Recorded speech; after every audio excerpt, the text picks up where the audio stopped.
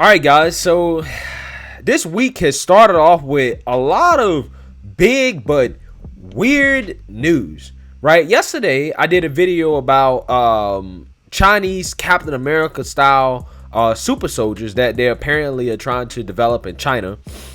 And then last night, Tucker Carlson did a segment about how Chinese spies have infiltrated some of the top levels of the U.S. government.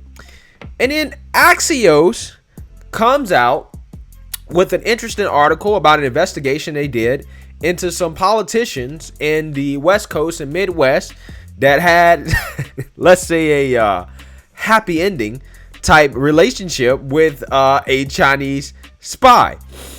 Now, all of this is coming at the outlook of a Beijing Biden presidency, potentially.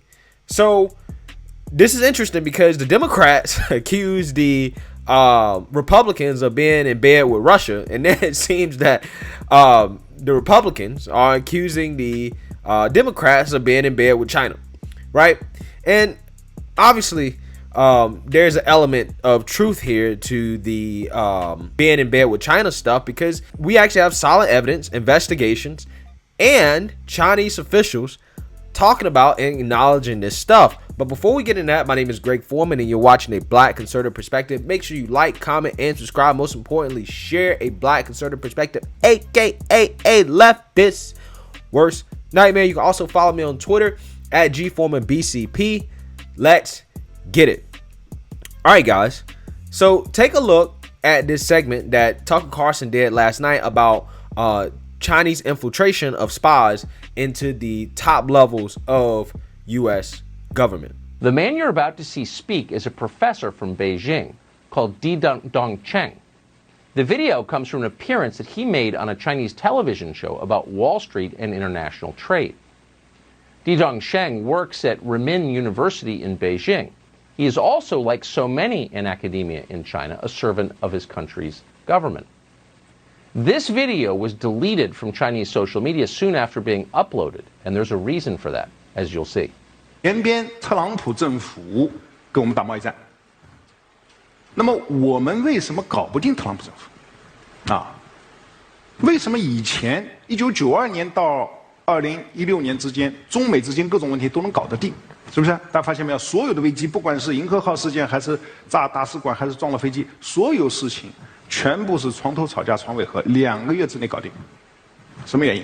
啊，这儿我抛出一个可能又要是暴论了，就是因为咱们上边有人，啊，就是我们在美国的权势核心圈啊，我们有我们的老朋友。There's a lot of garbage floating around the internet right now, a lot of fake things. That video is real, and those subtitles are accurate. We checked today with 2 different Chinese speakers and confirmed that. What he just said, what you just read on the screen, tells the story. This is as close to a smoking gun as we have ever seen. Quote, we have people at the top of America's core inner circle of power and influence. According to the man you just saw, that has been true for decades. So who are these people, and how many of them work in our media and in our government? Well, he didn't say precisely. At one point in the video, he described a Chinese agent working as a vice president at, quote, a top Wall Street financial institution. I can't say more, he explained, without making political trouble. Dongcheng did tell his audience that one agent in particular was especially useful, and he goes on at some length about her. He describes her as an American who's lived abroad for many years, who is now a Chinese citizen. And this seems to baffle him a little bit. The Chinese government doesn't allow dual citizenship. Why would they? Why would anyone? Dongcheng seems pleased that the U.S. government is foolish enough to allow it.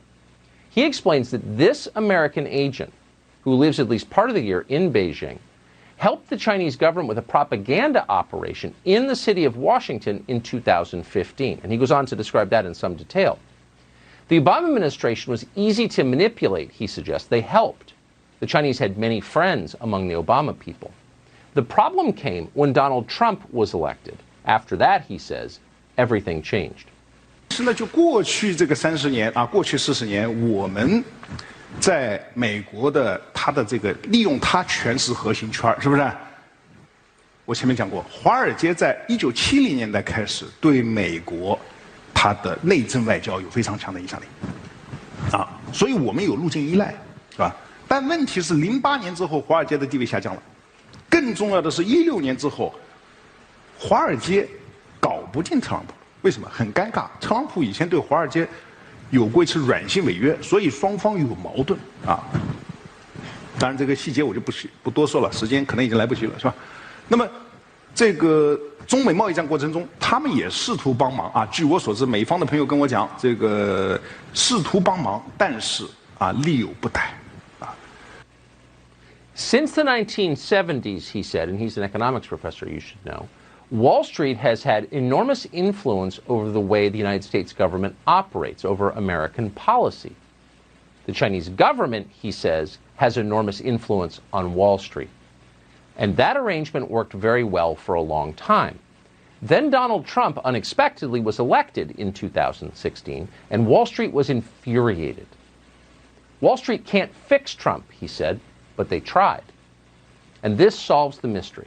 All right, guys, so this has been going on for a minute, according to this video. And quite honestly, guys, I'm just not surprised at all, right? Especially coming off this Hunter Biden story, in which something that was never talked about, but I actually found when I was doing my research, is that Fox News did a little obscure article about how some Democrats, a whole list of Democrats, were named as key contacts for the company that Hunter Biden has set up to do business with China.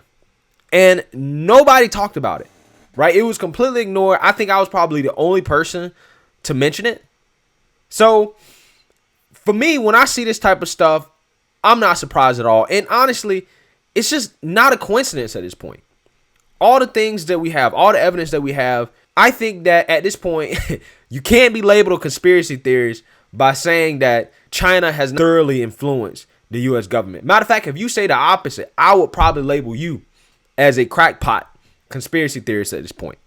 Now, Axios did a interesting story that went in details, and we got some names about a female Chinese spy who, kind of got around here and there, building influence with some local politicians. So I'm just going to go off the summary from New York Post because they do a great job summarizing it. Here we go. She was a Chinese Matahari who allegedly slept with at least 2 Midwestern mayors while cozying up to a slew of politicians across the country in a bid to infiltrate the U.S. political system. Fetching accused Chinese government spy Fang Fang, a.k.a. Christine Fang, entered the U.S. through California as a college student in 2011 and spent the next 4 years wooing everyone from local politicos to U.S. congressmen, said the website Axios, citing current and former U.S. intelligence officials.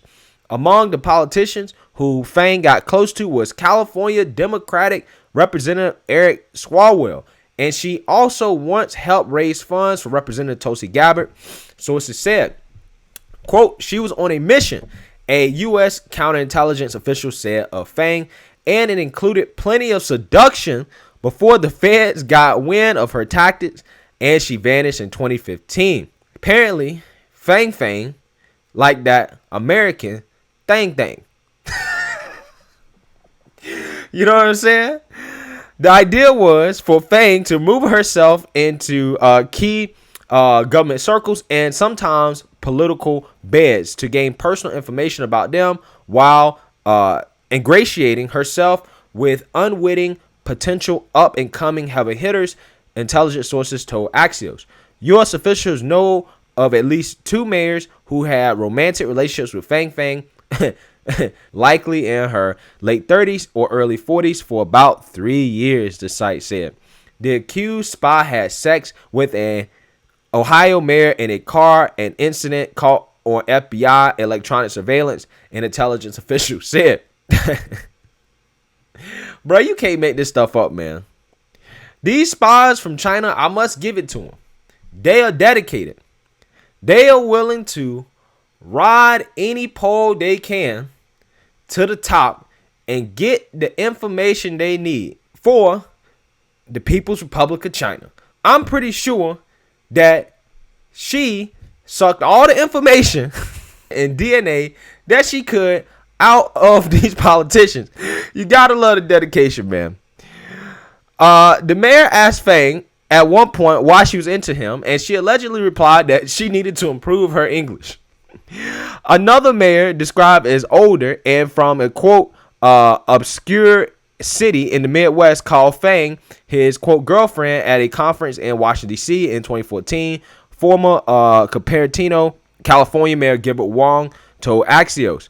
Wong, who was present at the gathering at the time, told the besotthled mayor insisted the pair's relationship was the real deal despite the age significance. Now, allegedly working at the direction of China's ultra-secret Ministry of State Security spy agency, Fang likely didn't get her hands on any classified U.S. material, but she may have helped place unwitting sub-agents in local and congressional offices, U.S.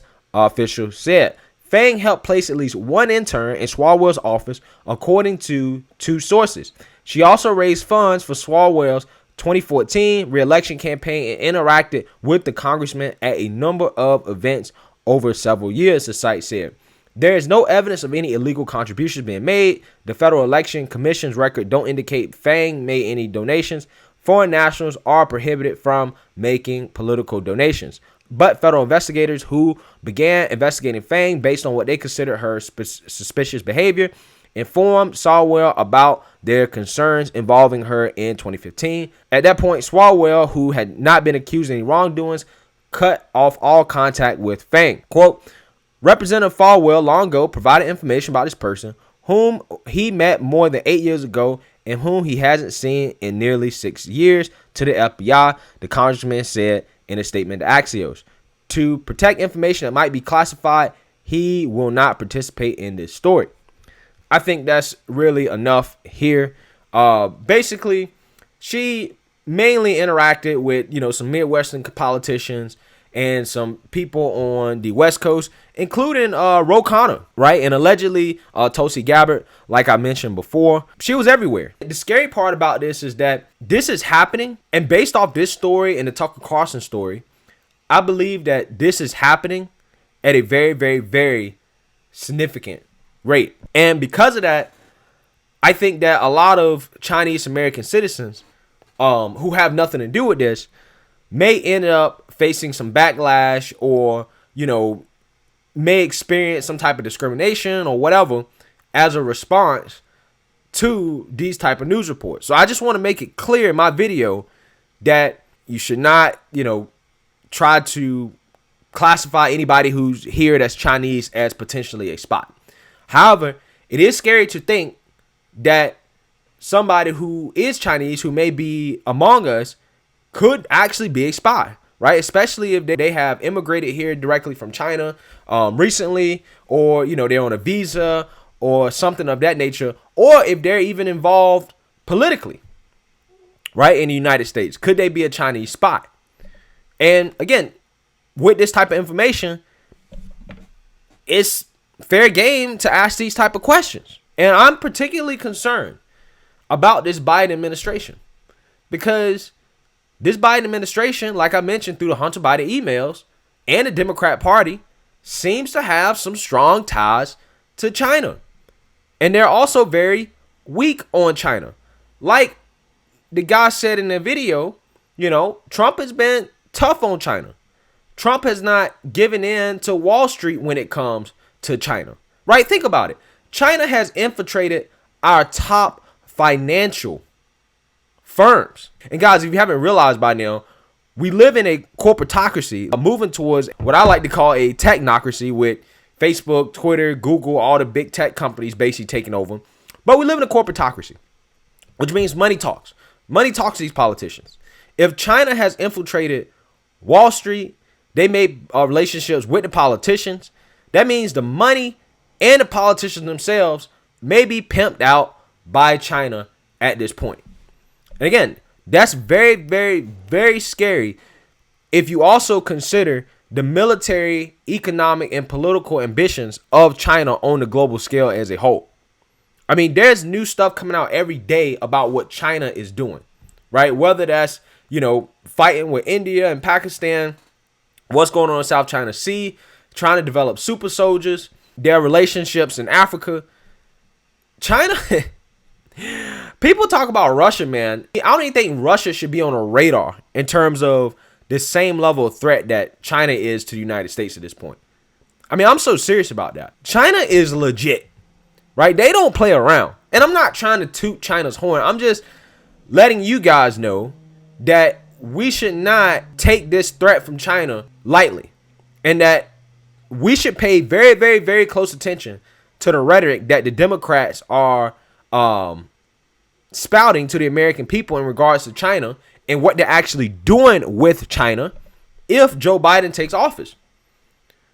Because if Joe Biden walks back Trump's position in reference to China, I'm going to have a lot of questions, especially considering this type of news and that they may have infiltrated the top levels of government. I mean, hey, they call Biden Beijing Biden for a reason. He may be infiltrated.